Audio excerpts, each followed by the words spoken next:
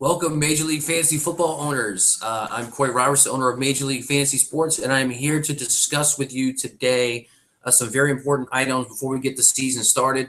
Also, we won't be opening up free agent auctions until Thursday, September the 3rd.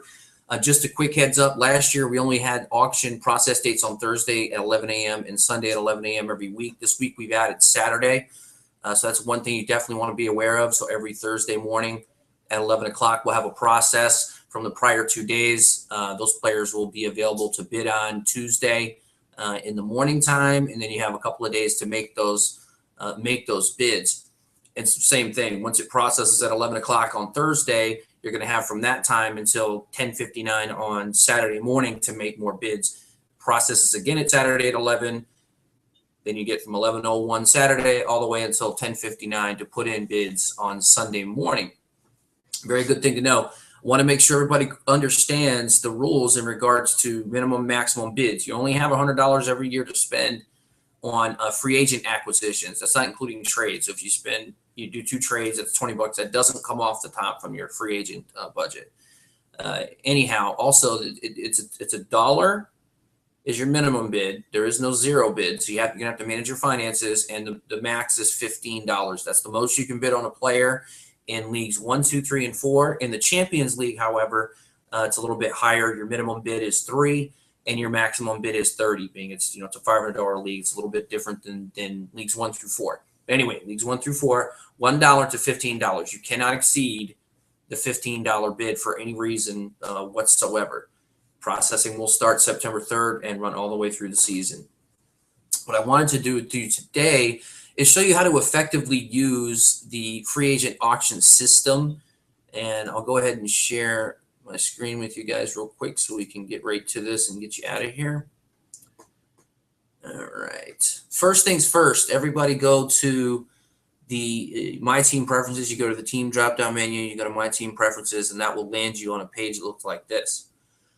Excuse me. Make sure all of your privacy preferences are unchecked. I'm going to suggest team roster screens. Everybody needs to have show extra confirm window on lineup changes checked. That's a must. You must have that. If you don't have it, check it. Click the little blue save button up here, and it'll take. The next thing is down here in claims drops. This is very important. Every single person in the league needs to change their default max claims per group to 1. And then check the box, show extra confirm window on claim drop. That needs to be checked. Once you do that, you click the save button. Make sure your roster is illegal is checked always. So just in case, you do have an illegal roster, the software, will send you an email and says something along the lines, you have too many guys at a certain position or whatever. Make sure that's checked. Click your blue save button. All done. Now, what we're here to really discuss is how to use the free agent auction system. And I'll try to blow through this as quickly as I can. So when you're ready to pick up a player, and let's say, looking at my roster here, let's say I wanted to pick up a wide receiver. I wanted to get rid of, let's say I want to get rid of Percy Harvin, and I needed to pick up a corner and a linebacker. I'm going to show you the most efficient way to do it, and then I'm going to explain to you exactly how this works. So we're going after a wide receiver, a corner, and wide receiver, a corner, whatever, and a linebacker. So let's go to player pool. So you're going to go to your player pool here. Just click on the players tab. You can get that, pretty much anywhere on the home page and your team page. You'll see all these tabs here. Okay. Your team finances, all that stuff is here. Team info. Team info is where you can find your budget. Click on team info. So you have a budget of $100. And it shows you your trades that you've made as well. Anyway, let's go back to the player pool. And let's go after a wide receiver. And let's go after this. Let's go after Kevin White. So you're going to put in your bid amount right here. Remember, your bid can't be any more than $1. And what did I say? We were going to change out Percy Harvin.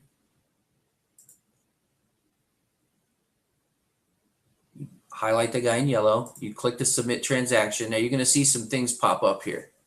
And what I want to point out to you is this position, it'll default. The position listed here is going to default to where Percy's listed on your roster. So he's listed in RW. Now, if he was listed as a WR, it would default to WR. Okay. It would just automatically default to that's where the player is going to go. See, WR, I changed it to Devin Funchess, so now it shows WR, and it shows active. Active is your starting lineup. You have reserve and then injured reserve as well. Okay, so pay close attention to this right here. It's very important. Where is the player going? Is he replacing the guy? Are we sending Devin Funchess to the injured reserve, or are we dropping him? You can send the player directly to the injured reserve right here or reserve. But at this point, I've already got an 8-man bench. So obviously, I'm not moving him to reserve. I need to either drop Devin Funchess or I need to move him to injured reserve. So let's go back to what I was originally saying. So Percy Harvin, I put a dollar bid on. Default position is RW. That's the position that Percy Harvin was in your active lineup. And I'm going to put in a bid I'm not going to drop them, just to move them to injured reserve. So as you click on that, it says your free agent claim is waiting for resolution. Now, there's several places where you can go to find pending transactions. Obviously, on this page, you'll see it here. But if you just go to the transactions drop-down menu, you're going to find pending transactions right there. So let's go ahead and add 2 more players, 2 more wide receivers, just for giggles here. And we're going to do the same thing. $1. Percy Harvin. Okay, going into the position, pay close attention to where the player is going. Make sure this is correct. RW active. And we're moving Percy to injured reserve because I don't want to drop him. All right, go right back to the player pool. If you know the player's names, you can actually just type them in right there. And you don't have to keep coming back to the player pool, but just for example purposes. So let's say Crabtree. Okay, $1. And let's say for this player, let's say I like the other 2 players maybe a little bit better than, I would say, for instance, I would rather, depending on the situation, move out another wide receiver instead of moving Percy to injured reserve. Maybe it's a situation where Percy is, a question mark, but I would rather leave the open space in my roster based on the player and the matchup and that type of thing. So I'm going to do a combo here. We're going to say, well, Stevie Johnson, I think I want to use this week. I'd rather have Crabtree in there than him. Okay.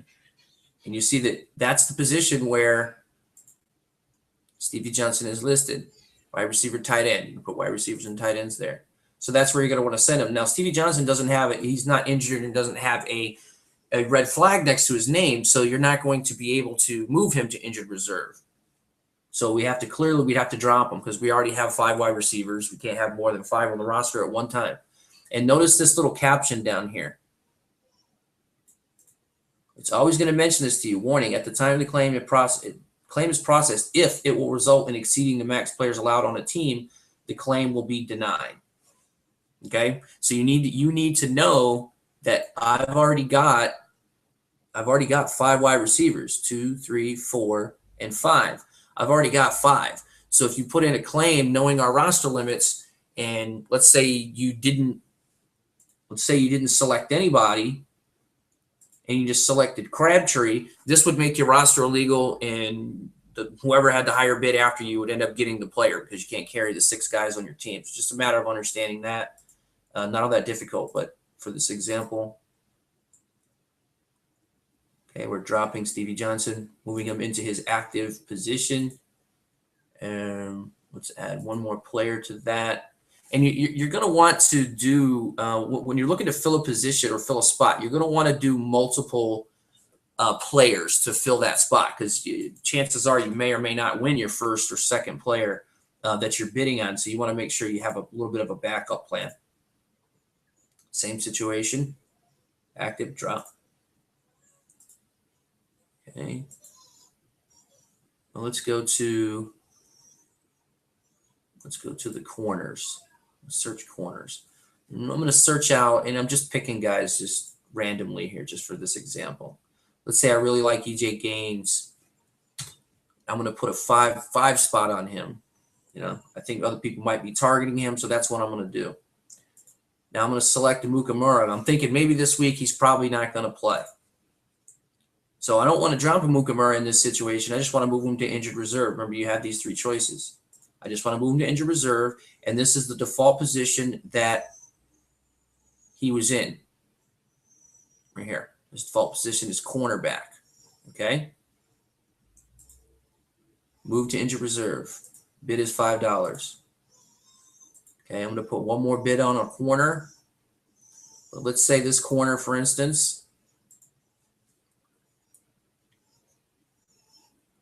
Maybe I don't like Bradley Roby as much as I like EJ Gaines. So what I'm going to do is I'm going to tier the, or not necessarily tier it here. I'm just going to add in a lesser of a bid. Same situation. Move to injured reserve. Position quarterback active. Okay, and let's say I want to swap out a linebacker that's on my bench.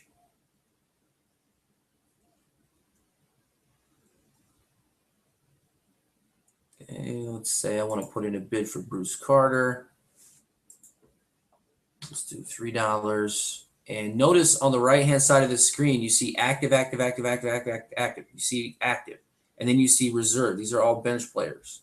This is how you know all these guys are on the bench. And you'll get used to this after, you know, doing multiple sessions of free agent bidding. But initially, to start, to eliminate some confusion, it's best to go through this step by step. So let's say Jadeveon Clowney, I have him on my bench right now, at least. Put in a $3 bid for Bruce Carter. Now, instead of moving him to injured reserve, let's say I just want to get rid of him. So we're going to change that to drop. Notice that default position doesn't really matter here. This doesn't even matter at this point because he's on the bench. Okay, if the guy's on the bench right here, oops, sorry about that. He's on my bench. These gray areas are bench spots. So it doesn't matter if you change this position to LBID. The only time that matters is when you're moving around guys that are in the active 11 on defense, the active 9 on offense. All right, so we want to drop Clowney. And we'll add one more linebacker to this, and then we'll go over to the pending transactions page, which is where you really need to focus, and we can wrap up just after that. Let's see, Avery Williamson, so we'll take him. I'm going to take him at $2. Same player. We're just going to drop him. Now, at this point, too, I also need to be aware that I've already got 1, 2, 3, 4, 5. I've already got 6 linebackers, which is your max that you can carry. So the only thing I would be able to do with him, with Clowney, is either drop him or move him to the injured reserve. In this case, for this example, I'm just dropping him. Okay, so now we're done putting in some bids.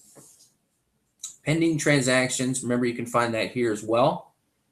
Okay, and also the transaction history real quick. If you want to find bids that you missed on, uncheck that executed only box, and it's going to show you all of the bids that happen for every single team, no matter whether they won the bid or not. And then if you just want to look at your own individual team, you just filter the list for your team, and it's going to show you. So let's go to the pending transactions section. Okay, so now this is really important. Pay close attention. So you've got several different things going on here. Okay, and the reason I had you change max claims per group to 1 is because you can alter that in the pending transactions section as needed. So right now, let's say for Percy Harvin, right, I like these 2 guys, and let's say I only want the 1 wide receiver, but I showed you how you can change the way you're dropping the players here.